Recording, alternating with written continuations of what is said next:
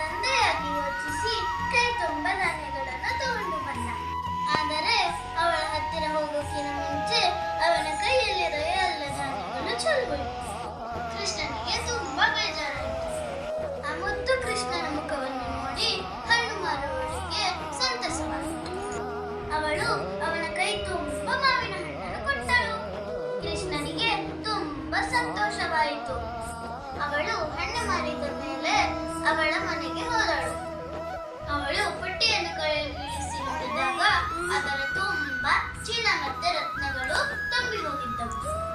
ಅವಳಿಗೆ ಕೃಷ್ಣ ಸಾಕ್ಷಾತ್ ಭಗವಾನ್